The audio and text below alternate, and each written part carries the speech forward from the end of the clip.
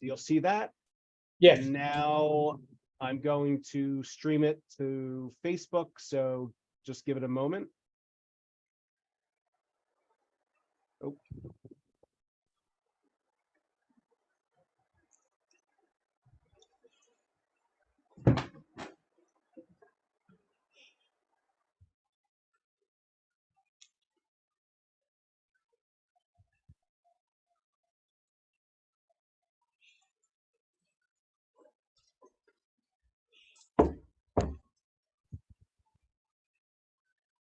All set. Erev Tov. Good evening, ladies and gentlemen. I'm Eyal Bor. I'm the Director of Education at Bethel and the Director of the Mark G. Loeb Center for Lifelong Learning. And good evening. We are here for another new My Story event brought to you by the Mark G. Loeb Center for Lifelong Learning. It is our goal to acquaint you with members of Bethel and our community at large who have made and continue to make a difference. Tonight, we are honored to get to know Dr. Robert Owen Freedman, a longtime member of Bethel, an outstanding community member. Dr. Robert O. Freedman is a visiting professor of political science at Johns Hopkins University, where he teaches courses on Russian foreign policy and on Arab-Israeli conflict. He is the author of and editor of 23 books, most recently Israel under Netanyahu, and more than 100 articles and chapters in books. Most recently, Israel Tightrope Between Russia and Ukraine, and Turkey and Russia, a paradoxical relationship from 2000 to 2022. He has served as a president of the Association of Israel Studies and as a commentator on BBC, NPR, and the Voice of America. He also served as a member of U.S. delegations that went to Moscow and Beijing to discuss Middle East issues with Russian and Chinese academics and government officials. Prior to coming to Johns Hopkins University, he taught at Baltimore Hebrew University, where he also served as its president, Marquette University, and the U.S. Military Academy at West Point. Dr. Freedman received his BA degree from the University of Pennsylvania and his MA and PhD degrees from Columbia Universities. Dr. Freedman is married to Sharon Freedman. She is also a member of our adult education committee, and she also taught at Pikesville Middle School for many, many years. Welcome, Bob. It's my pleasure to be here, Eyal. We are so glad to be with you tonight, and let's get started. Please. When did you become a member of Bethel Congregation? 1980. It's my 43rd anniversary. What made you join us? Well, a lot of it dealt with Mark Loeb, who was a personal friend of mine. And when I come to a shul, there are really two things in services that I like: the Torah reading and the sermon. And it was when I visited with Mark, listened to his sermons, he was head and shoulders over anybody else. And that's what drew me here. Mm-hmm. And in your academic life, can you share with us where have you taught before Baltimore Hebrew University and Johns Hopkins? Well, I taught at Marquette University, which is a Jesuit school in Milwaukee, and at the U.S. Military Academy at West Point. Mm-hmm. Now, this past year, this past week actually, we celebrated Israel's 75th birthday anniversary. Can you share with us what achievements are you proud of the state? What do you see Israel has made big name for itself? Well, when we compare what Israel was like when it was born in 1948 to what it is now, night and day. For then, it was mostly struggling refugees that Israel had to settle. And now Israel's a high-tech powerhouse in the world. Mm-hmm. And now we are about 10 million citizens in Israel. When we'll be 100 years old, we will be 15 million inhabitants, citizens. Where do you see Israel in 25 years? Well, I think it depends on the birth rate. It so happens that the birth rate for the Haredim, the ultra Orthodox, is much higher than it is for other Israelis, and also the birth rate for Israeli Arabs or Palestinian citizens of Israel, depending on how you want to call them. They may be together more than 1/3 to 40% of the population in another 25 years. This has very important implications for Israel's economy. Unless the Haredim get involved in the high-tech economy, unless the Israeli Arabs can be better integrated into the Israeli economy, then our high-tech country may run into some problems. Mm-hmm. Thank you. Can you advise us what do you think about the Israeli academic universities, at what level they are compared to United States? Well, I think there are at least three that are first rate. Hebrew University, Jerusalem, obviously, is the oldest and still the best. Tel Aviv University is first rate. Haifa University has made huge strides in the last few years. And I would also give a plug for Bar Ilan University, which I consider to be a very good university. So I think those four universities would rank within the top ones in the United States. Wonderful. I'm very happy to hear that. Dr. Freedman, on a personal note, I was your PhD student at Baltimore Hebrew University. Both my wife and I graduated in 1996 with PhD under your leadership and advisory. Hannah wrote the dissertation about who is a Jew. I wrote the dissertation about the Pollard Affair. We studied a lot from you. We were very happy to know that you guide us for that endeavor for many, many years. Can you give us a brief description as to where Israel is in relation to the US? What has caused the decline in positive relations with best ally Israel ever had? Well, we're in a really paradoxical situation, Eyal. If one argues that the things that link Israel and the United States are common values on the one hand and strategic interests on the other, then since the formation of the Netanyahu government at the start of the year, there's been a real problem in common values. On the other hand, it should be noted that strategically there's never been a closer relationship since 1948 between the United States and Israel. Israel is now a member of CENTCOM, the Central Command of the United States. The CENTCOM commander had just visited Israel. There are more joint and multilateral exercises between the United States and Israel, the United States, Israel, and a number of Arab states than ever before. So it's a paradox. I think we're hurting in common values given some of the members of the new government and the challenge to undermine the Supreme Court on the one hand, but strategic cooperation is still extremely good. And one wonders if the problems of common values is going to erode the strategic cooperation at some point. Mm-hmm. Okay. So what are the main reasons that you see a rift between the two states, the two countries? All right. I have a whole list of them, which I'd like to go over with you if I could. First of all, at the very beginning, the U.S. was very disillusioned with the whole idea of Bezalel Smotrich becoming the defense minister. And as I've already mentioned, the strategic cooperation, this man wants to proliferate settlements on the West Bank, very, very anti-Arab. And basically, the U.S. Defense Department said, we're not going to work with them. So instead, Gallant became the defense minister, and the cooperation is good. Secondly, the idea that Itamar Ben-Gvir is going to be the national security minister is a man who wasn't even accepted into the Israeli army because of his Kahanist and racist positions, also irritated. So that's the first thing. Secondly, there has been an increase in vandalism in Christian churches and cemeteries in Israel, and that has had a negative effect. And the State Department has made it clear that such things cannot be tolerated. It also tends to undermine support for Israel among our Christian comrades in the United States.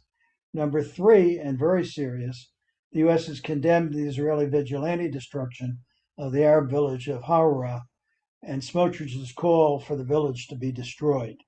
In fact, Ned Price, the State Department spokesman, said these comments are irresponsible, they were repugnant, and they were destructive. So you have that as a problem. Then there had been an agreement with Ariel Sharon, who had been the Israeli prime minister in the early 2000s. In 2004, you might remember, when Israel withdrew from Gaza, but also from 4 settlements in the northern part of the West Bank. Well, this new right-wing Israeli government has just passed a law allowing the resettlement of those 4 settlements, as well as a number of illegal settlements. And this very much angered the United States. The Israeli ambassador was called in and said, "This is wrong. We had an agreement and you violated it." Then, interestingly enough, and this definitely affects those of us here at Bethel, all of a sudden the United States, and remember that Biden is a very big on human rights. That's sort of part of the ethos of this administration, is now calling for the reform and conservative to have a spot, the old deal at the Western Wall at the Kotel, where the non-Orthodox can pray. And they're saying that this deal should be revived. And there's that pressure there. Of course, the judicial reform, I think, is the biggest thing. The U.S. believes in checks and balances. And if I may quote President Biden on this, the genius of American democracy and Israeli democracy is that they are both built on strong institutions and checks and balances, on an independent judiciary, building consensus for democratic change. It's really, really important to build this consensus to ensure that people buy into it so that these changes can be sustained. And then that's what he said in February. In March, a little over a month ago, he said, like many strong supporters of Israel, I'm very concerned about its direction. I'm very concerned that they get this straight. They can't continue down this road. And of course, Netanyahu has not been invited to visit the White House. First time that's really ever happened for an Israeli prime minister. So if you add all that together, you see the erosion. But as I mentioned earlier, strategically, there's a lot of cooperation. Would Mr. Biden will visit Israel, do you think? Well, he has visited Israel already. Okay. He visited Israel under the previous government of Bennett Lapid, and we'll see. The Middle East is not the highest priority for the Biden administration, of course. He's worried about Ukraine, worried about Taiwan. But it's still, as he repeats himself constantly, we're not pulling out of the Middle East, even though most people in the Middle East think the U.S. is pulling out of the Middle East. What is, in your opinion, the way to bring together the two governments, the two leaders? Is there any cure for that, in your opinion? Well, I think it all is going to come down to judicial reform. I don't know how many of our Bethel people saw CNN this morning, but Prime Minister Netanyahu was on CNN, and he made the argument, well, you've got one group on this side and one group on the other side, and we are going to compromise in the middle, but he was very vague as to what that compromise would be. I mean, the situation now is, in the reform that they're trying to pass, is all you need is 61 of the 120 members of Israel's Knesset or parliament to reverse a Supreme Court decision. And that essentially obviates the power of the Supreme Court, whether it's a matter of reducing the age of service for Haredim, the ultra-Orthodox, which is a bill up there now, or any other number of bills. And that's why you're having hundreds of thousands of people protest. And we saw last night it was the 17th week of protest among Israelis. Dr. Freedman, where do you see us in the near future with that protest and with the reform? Would it materialize? Would it change? Would it be any compromise? Where are we going to go, in your opinion? Well, President Herzog of Israel is trying to bring the two sides together. However, Yair Levin, who is really pushing this as justice minister, seems to be opposed to reform. And he keeps arguing that, the other side doesn't want to compromise. There are some compromises up in the air, such as maybe you need 81 members of parliament to reverse a Supreme Court decision. We'll see. I think the bottom line problem is that Prime Minister Netanyahu feels that the Supreme Court has gotten too powerful. And it's gotten, in his words today, all powerful. But you want to weaken it, but still make it independent. Now, how you do that, he never explained on CNN this morning. So far, all he's done was postpone the introduction of the bill to this Knesset. Now, this Knesset starts tomorrow. So we'll see. And there are a lot of people pushing, the Haredim, the religious Zionists are pushing hard to get all these bills through. Not only weakening the Supreme Court, not only lowering the age for Haredim to serve in the military, which essentially gets many of them off to start with, but also change the way the judges are selected. Currently, basically, between the Bar Association and existing Supreme Court justices, that's 5 of the 9 make the decision. The reform that Likud and its government wants is to make 5 of the people making the decision as to who gets to be a Supreme Court justice all politicians from the government. 2 members of the cabinet, 2 Knesset members, justice minister, etc. Where are American Jews standing with that issue? Well, the American Jews, for the first time, have lifted up their voices in protest. And we saw to such a degree that Netanyahu refused to come to the General Assembly, Federation's General Assembly, this year because he was afraid he'd be booed. Now, don't forget, most American Jews are not Orthodox. Many of them are still very unhappy that what I thought was a fair compromise that Sharansky worked out for a special worship place at the Western Wall for Reform and conservative Jews was vetoed by Netanyahu under pressure from the Haredim. They are, I would say, incensed about this undercutting of the Supreme Court because they think, as many Israelis think, it's going to undercut Israeli democracy. So before this meeting today, we agreed that this is the worst rift that America and Israel had in the history of the relationship.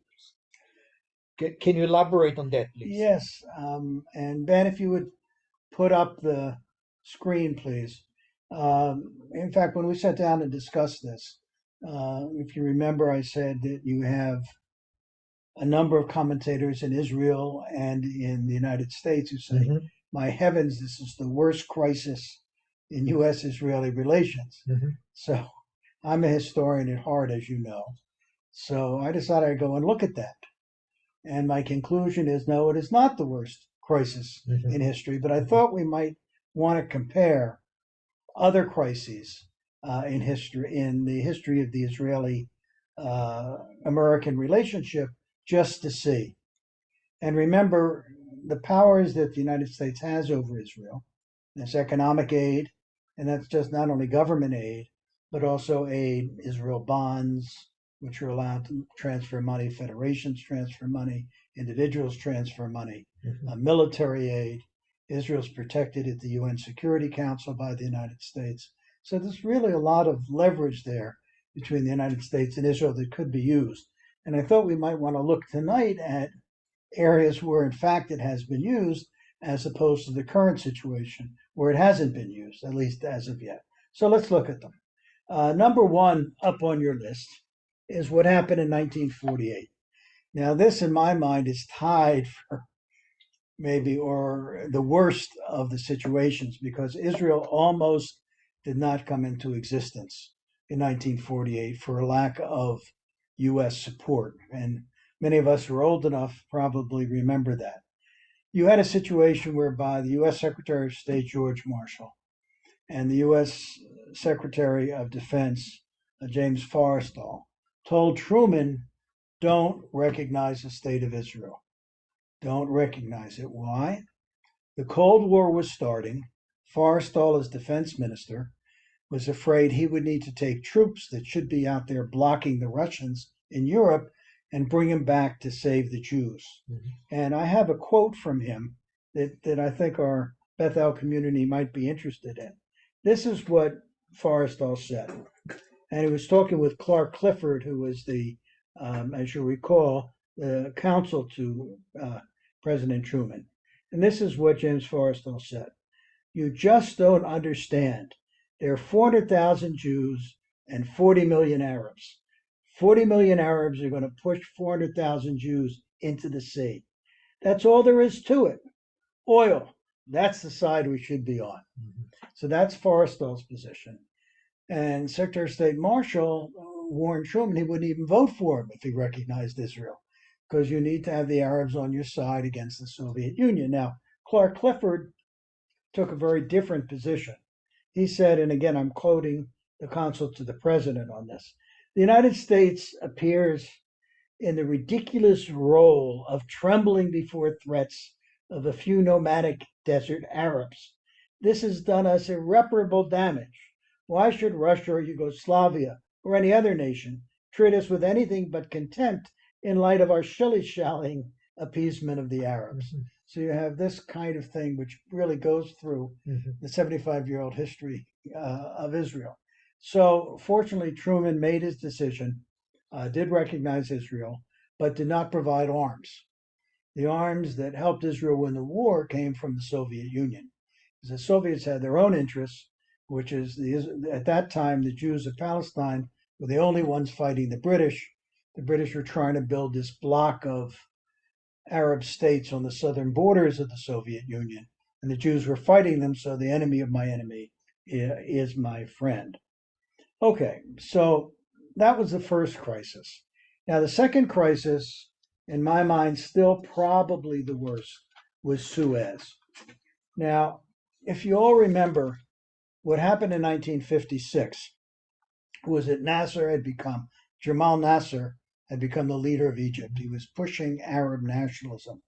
He was a threat to Israel. He was stirring up the border, sending Fedayeen or terrorist attacks across the border. He was getting arms from the Soviet Union, heavy bombers, tanks, etc., that would threaten the Israelis. So the Israelis, and he, of course, closed not only the Suez Canal, but the Aqaba, the Straits of Tiran.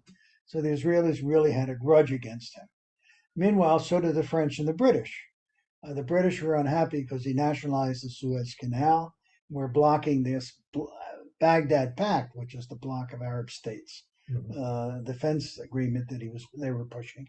The French were furious because the Egyptians were aiding the Algerians in the war against the French colonials there.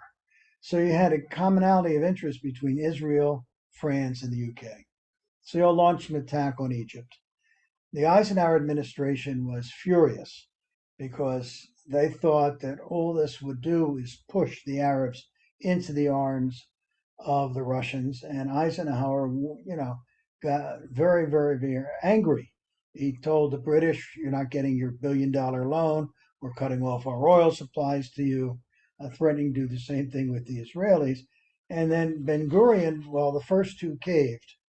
The British and the French caved in immediately. Ben Gurion of Israel did not. And he held off withdrawing until he did, hey, no Egyptian troops back in Gaza, he said, and we want freedom to travel through the Straits of Tiran. Eisenhower got furious and sent a message to the Israeli ambassador. And this is what he said. It's about as tough as I've seen historically. We are on the brink of a world war.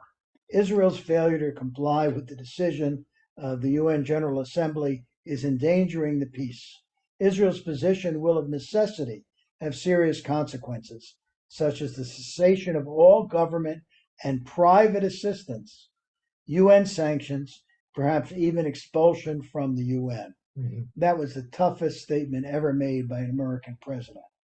Now, for the first time, the Israelis tried to play Congress against the president.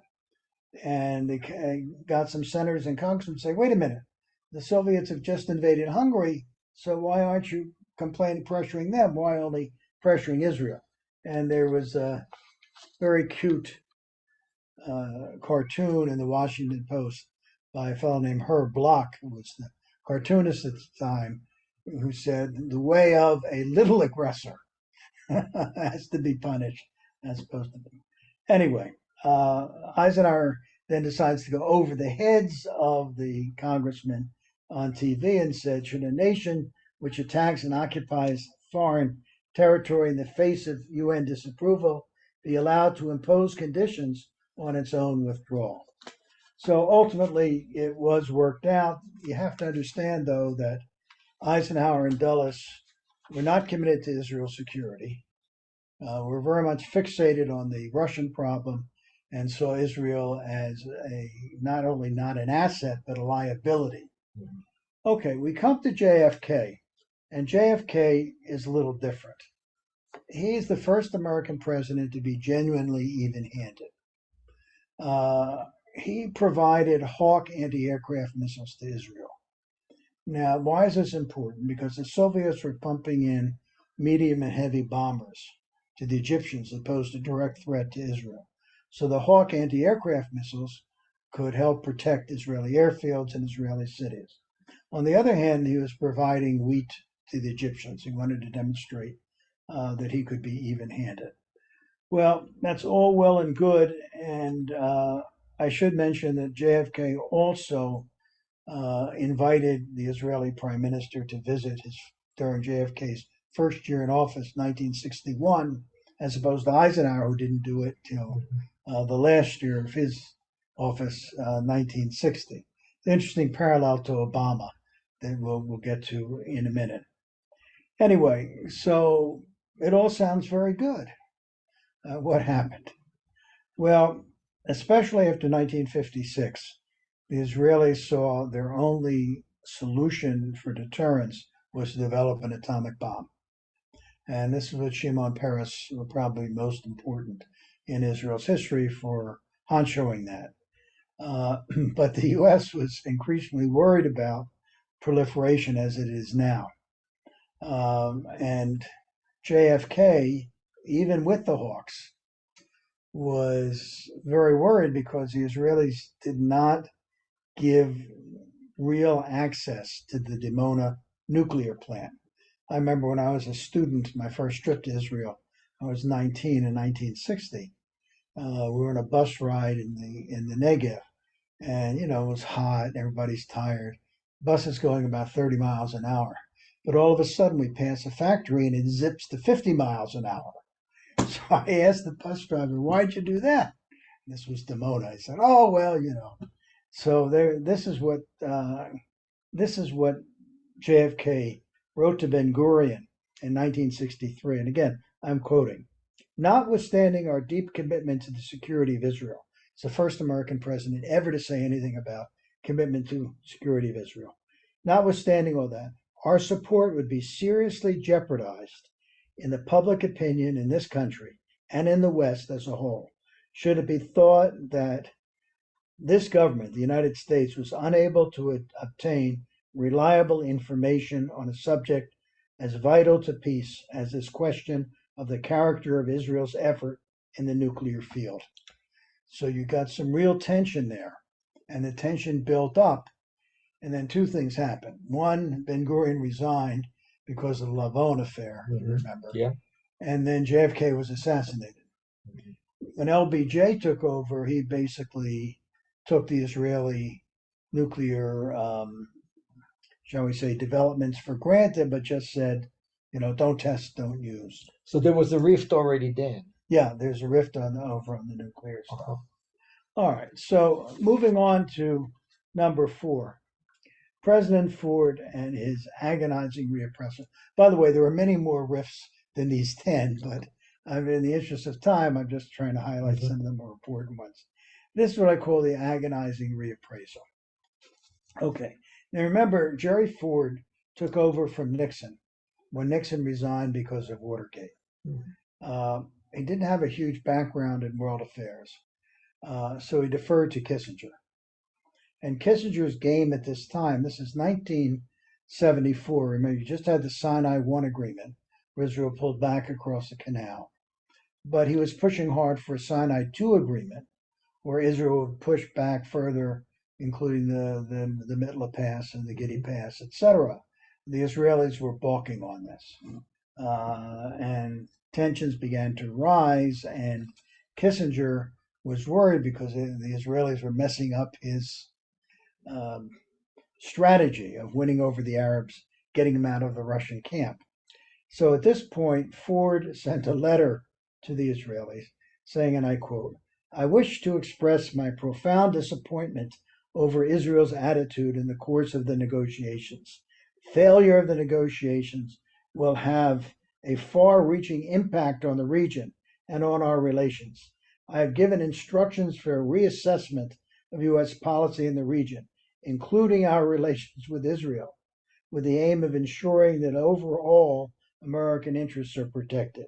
You will be notified of our decisions." Well, of course, Rabin, in his first stint as prime minister, promptly leaked the letter, got American senators all upset about it. So you got a letter from 76 senators. It's more than 3/4. And basically, it's called on the Ford administration to meet Israel's urgent military and economic needs and to stand firm with Israel in the search for peace. Now, 76 means Republicans and Democrats. And I want to emphasize this was a point when there was very strong bipartisan support for Israel among both Republicans and Democrats. And of course, it's not there now for reasons that I'll get to. But what's interesting is the final deal worked out very, very well for Israel after all the hemming and hawing. $2 billion in military aid, compensation for giving up the oil fields, establishment of regular consultation on Israel's economic and military needs, considering Israel's request for the F-16, which was the most modern plane at the time, and no dealing with the PLO until it recognized Israel in UN Resolution 242. So this played out very well. So the question is, what about the passes, Midland Gidi passes?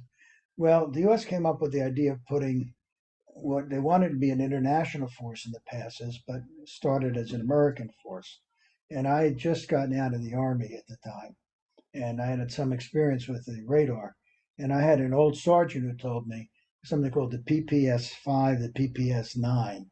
They could tell the difference in radar whether a man was walking or a woman was walking. That was just how good they were. So if you put these in the passes, you can tell if one side or another is going to attack. So the Israelis, after all this hemming and hawing, wound up with a really good deal. Now I'm going to skip over the Jimmy Carter era because I think it's pretty well known. And at the end, despite back and forth, Jimmy Carter did work out the peace agreement between Israel and Egypt, which has lasted to this day. I want to get to something that's perhaps less well known, and that's the Reagan clash with Begin. Now, the period 1981 to 1983 was full of tensions between Israel and the United States, which is surprising because Reagan was one of those presidents like Kennedy and like George W. Bush and like Trump, who was gut pro-Israel, I think, and Biden as well. Biden probably more than Trump. But nonetheless, you have to understand Reagan's worldview was the Soviets had just invaded Afghanistan, which put them an hour's flying time from the Strait of Hormuz, which is the critical oil passage up in the Persian Gulf. So what Reagan wanted to do is build this bloc of Israel plus the Arabs against the Soviet Union. In some ways, similar to what Biden is trying to do now with Israel plus the Arab states against Iran. This was the strategy. But as part of that, you want to build up the Arabs. So it was a combination of AWACS aircraft. And AWACS, for those of you who are not familiar with it, is a battle command aircraft. You put it up in the air and you can monitor planes in many up to 200 miles and what they're doing. and enhance the F-15s. The F-15s had been given by the Carter administration to Saudi Arabia, but the Saudis wanted an upgrade. Okay, so now the Israelis said this is going to threaten our security. Upgraded F-15s near our southern border, very dangerous to us. So what you had was a clash between Reagan and Begin, and the newspapers called it Reagan versus Begin. You know, that clash in the early 1980s. Anyway, Reagan won. He got it through the Senate by a vote of 52 to 48. And Reagan said at the time, and I'm quoting now, "It is not the business of other nations to make American foreign policy." Real slap at the Israelis. But that wasn't all that was going on in that time. There are other issues. Israel's bombing of the PLO headquarters in Beirut, the Israeli unilateral annexation of the Golan Heights, Israel's destruction of the Iraqi nuclear reactor at Osirak, and finally the Israeli invasion of Lebanon. Now, you have to understand the dynamics in the administration were such that you had a built-in anti-Israeli defense secretary named Caspar Weinberger. On the other hand, you had a built-in Secretary of State, Alexander Haig, who was very pro-Israel. So you had constant clashes between the two. Anyway, this swung the balance toward Weinberger. And Reagan warned Begin, and I quote, "It is the disproportionate bombing of West Beirut. If it doesn't stop, you could expect a drastic change of relations with the United States." So that's interesting. Yeah. But what's fascinating is, if you look at the whole U.S.-Israeli relationship, after the U.S. and Israel finally agreed that PLO left Beirut, relations began to improve. You had the formation of the first joint political military group, which enhances U.S.-Israeli cooperation, free trade agreement, and George Shultz, who took over from Haig as Secretary of State, turned out to be very pro-Israel, much to everybody's surprise. And Israel in the 1980s, you may remember, was suffering this horrible inflation. So Israel got a $1.5 billion stabilization loan, which brought down inflation radically. And finally, Congress made Israel a major non-NATO ally in 1987. Now, what's fascinating about what's going on here during the Reagan administration, all these positive things happen, okay, despite the Pollard affair. And now, my PhD student, would you want to take a minute and tell everybody about the Pollard affair? Yeah, I had the pleasure of studying about the Pollard affair, which took place in '84.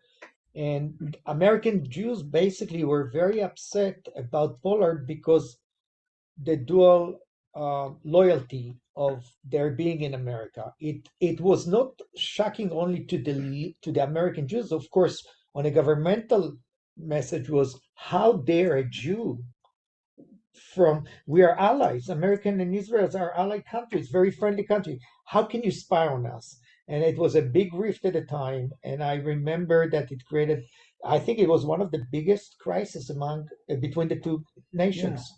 I mean, reportedly, Pollard got, thousands of top secret documents that he gave to the Israelis. And one of the books I wanted to mention that just came out is by Stephen Simon, called Grand Illusion: The Rise and Fall of American Ambition in the Middle East.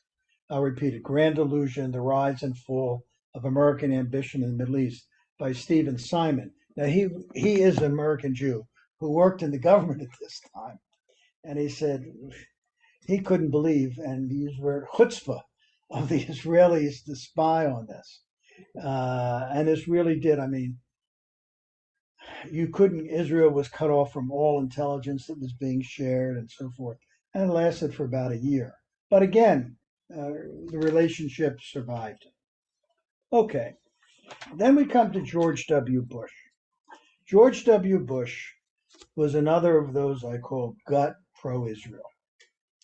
But again, he had a divided administration. Powell was less pro-Israel. I mean, there's always those who say that, If it weren't for the Arab-Israeli conflict, the U.S. would have a free hand in the Middle East. Therefore, we have to back the Arabs. The other side is, no, the Arabs need us more than we need them. Okay, back to Clark Clifford's comments earlier. Anyway, in the case of Bush, he wanted nothing to do with the Middle East. He saw how much Clinton had gotten involved in it, and he said, "No, not for me. I've got other things to do, like change the ABM, cut taxes for the wealthy, etc." But then 9/11 happened. And with 9/11, as we know now, the Bush administration not only sending troops to Afghanistan to depose the Taliban, is already thinking about getting Iraq. So the idea is, how do you get the Arabs on your side? First, to demonstrate even though you're sending troops to Afghanistan, it's not a war against Islam, and you want to build up Arab support, for your war against Iraq. Well, he decided that the way to do that is to give it what the Arabs wanted, which was a Palestinian state. Although he's very careful to mention it's got to be a Palestinian state without terrorism. Okay. Now, after 9/11, this was the plan. What's the problem? You got to get the Israelis to talk to Arafat. And this is right in the middle of the Intifada. The Al-Aqsa Intifada in 2001, with their terrorist attacks all over Israel, and very grim ones. And Sharon did not like the pressure of being told to talk to Arafat in the middle of the terrorism. He said, "Stop the terrorism and we'll talk." Anyway, this is what Sharon said in response to this pressure, that the Western world is engaging in a 1930s type of appeasement in which Israel would be asked to pay the price for winning over the Arabs. And Sharon declared, "Israel will not be Czechoslovakia. Do not repeat the dreadful mistakes of 1938 when England and European democracies decided to sacrifice Czechoslovakia for a convenient temporary solution." Of course, he's referring to the Munich Agreement, where the Sudetenland went to Nazi Germany and then marched in to the rest of Czechoslovakia. Anyway, so this was a kind of bitter commentary for a while. And then it got worse, because if you remember the Passover bombing in Netanya, the Passover Seder, killing 39, wounding more than 100, and Sharon then sent the troops back into Area A, which had been under the Oslo Accords, the area for the Palestinians to self-govern. This was Operation Defensive Shield. And Bush, again, wanting the Arabs, remember, on their side for the forthcoming war against Iraq, on April 4th said, Israelis got to get out. And on April 8th said, you got to get out without delay. And ultimately, Sharon did pull out a little bit. But fortunately for Israel at the time, Arafat made some horrendous mistakes. First of all, the Israelis captured a lot of documents showing that he was directly responsible for terrorism. Mrs. Arafat in Paris said, if only I had a son, my highest desire for him would be to be a suicide bomber, this kind of thing. And finally, Bush had it with Arafat, and then got very, very friendly, and with even more so than he was before, with Sharon, to the point that as part of the American peace plan, which Bush pulled out at the time, Sharon agreed to pull out, as I mentioned before, from Gaza and from the 4 settlements in the northern part of the West Bank. In return, Bush in April of 2004 sent him a presidential letter saying that A, if terrorism comes from Gaza, you have the right to go back in, and B, in any final settlement of the Israeli-Palestinian question, the U.S. would understand the needs of Israel to maintain the settlement blocks around Jerusalem. Okay, so, and from then on, the relations were good. The U.S. did back Israel in the war in 2006 in Lebanon, and so forth, which brings us to President Obama. Now, President Obama is distinctive for having 2 major crises. No other president had two major crises. He had two. First one was over settlements. Now, the Obama administration argument was that Bush had been too close to Israel and hadn't brought peace any closer. Therefore, if we separate ourselves, maybe that would work. Okay. So that's the concept. So if you remember his first major trip to the Middle East, just after he became president, goes to Turkey, makes this big speech in Cairo, goes to Saudi Arabia. Turkey, Egypt, Saudi Arabia, why don't you visit Israel? Right. Well, he wanted to demonstrate that he was, separate and not as close, and maybe this would bring the two together. But of course, he didn't visit Israel until his fifth year, which is ironic because he was told at a meeting in July of 2009, specifically, because I know this from having seen the people who attended and talked to the people who attended the meeting, he was told by his advisors to go to Israel, but he chose not to. Worse, he said that the Bush promise to Sharon was not valid on the settlement. So he called for a total cessation of all settlement building around Jerusalem, not around Jerusalem. And of course, since Netanyahu, who is now the prime minister, is right wing to start with, this just rubbed him very much the wrong way. And nonetheless, he sent, what's fascinating, he sent Joe Biden, who was his vice president at the time, to try to improve relations. The whole administration policy on the Middle East was, and the Arab-Israeli conflict was totally confused. First, they said, stop settlements.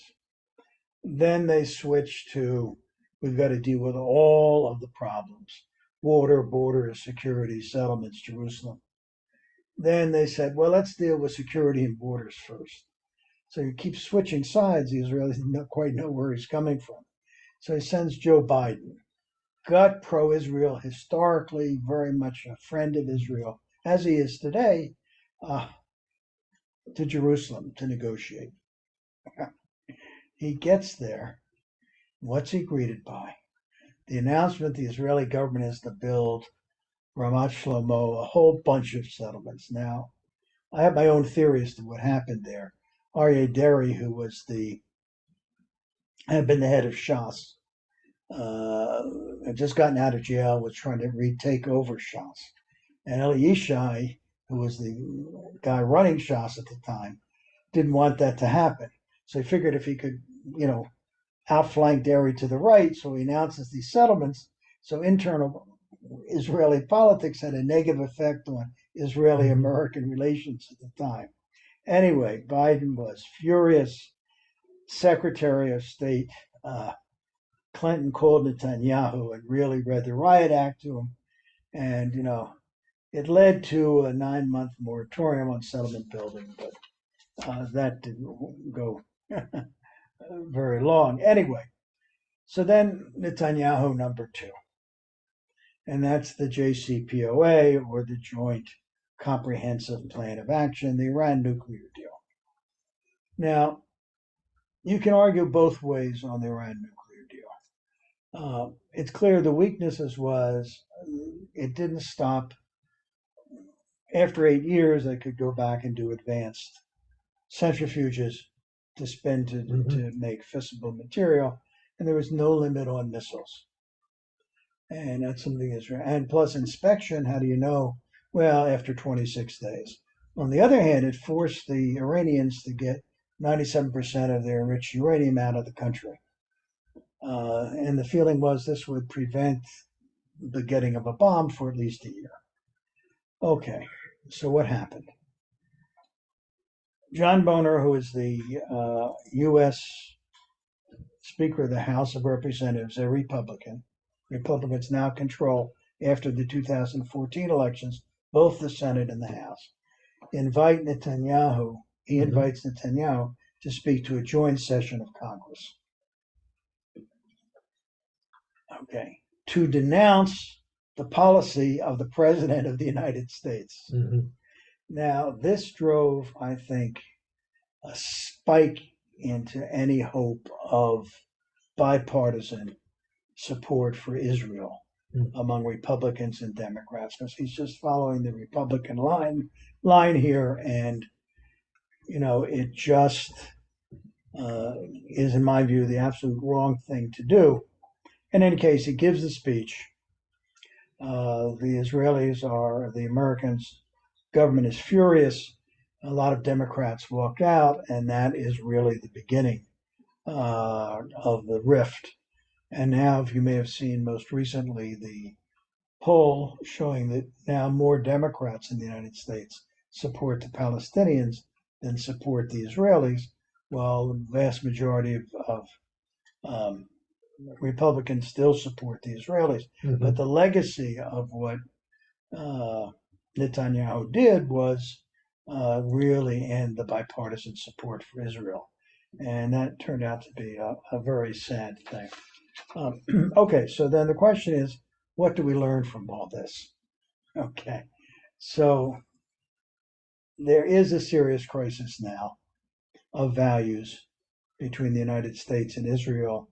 It deals with Smotrich and Ben Gvir being in the government and having repugnant Kahanist views. It deals with undermining of the Supreme Court. It deals with vandalism against the churches. And what has the U.S. done so far? It hasn't invited Netanyahu to come to the United States.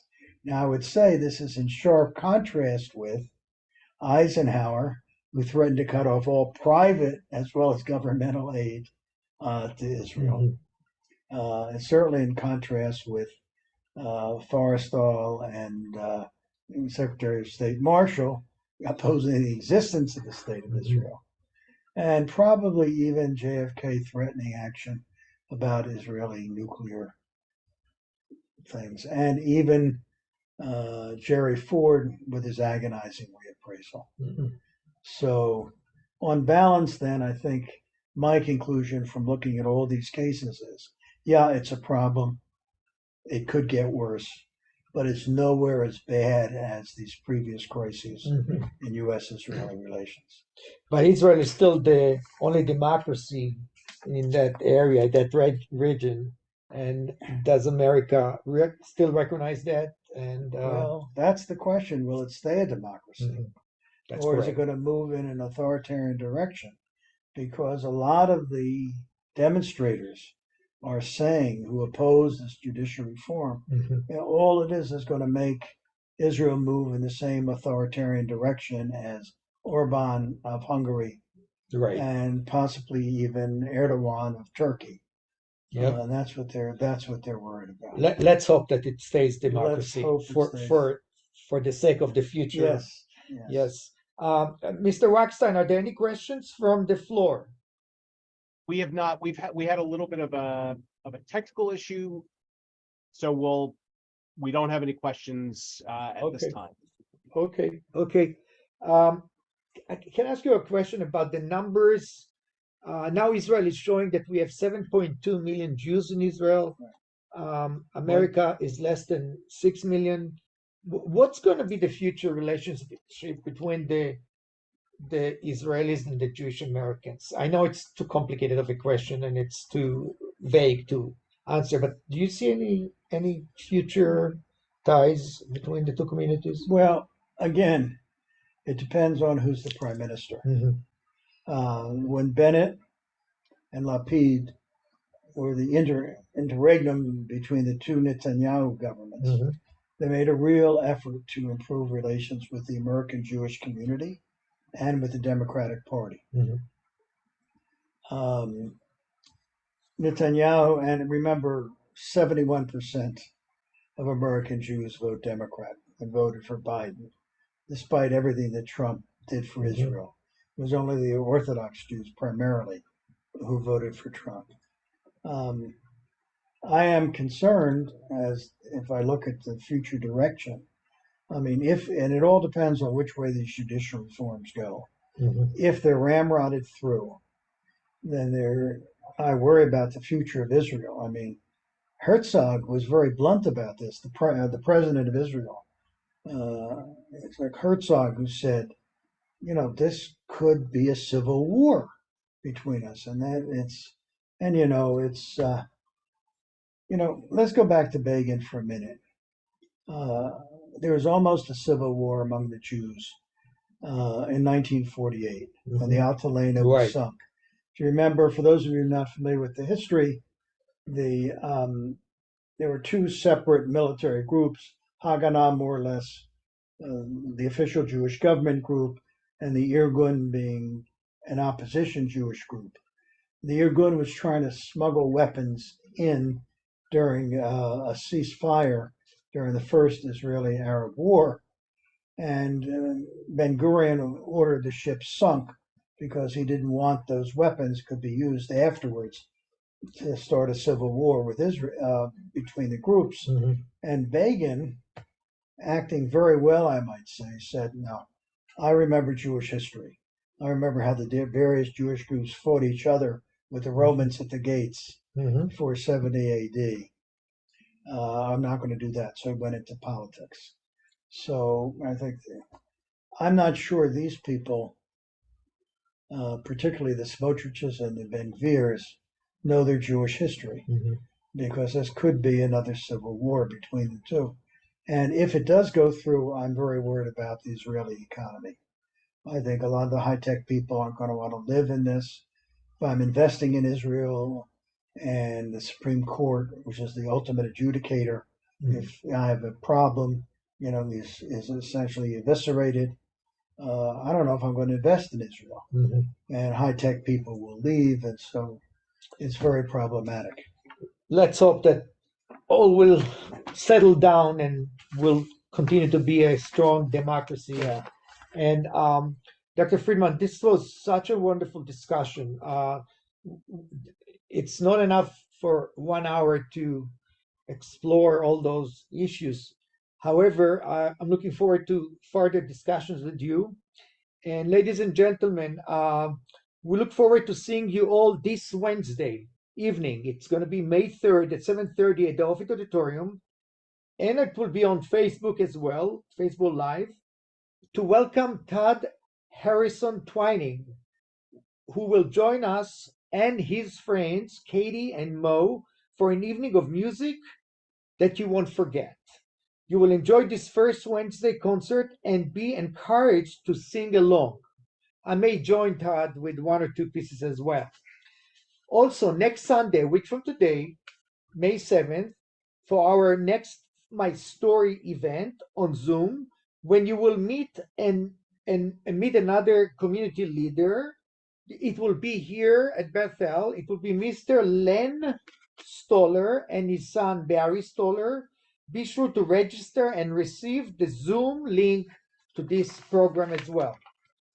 Again, I want just to thank you, Dr. Freedman, for an amazing conversation, very interesting talk, and hopefully we'll see you again in future. Oh, Dr. Freedman asked me to show a picture. This is a picture that Dr. Freedman and Rabbi Loeb, my wife Hannah, and myself, on the day we graduated from the program at Baltimore University in 1996 when we received our PhDs.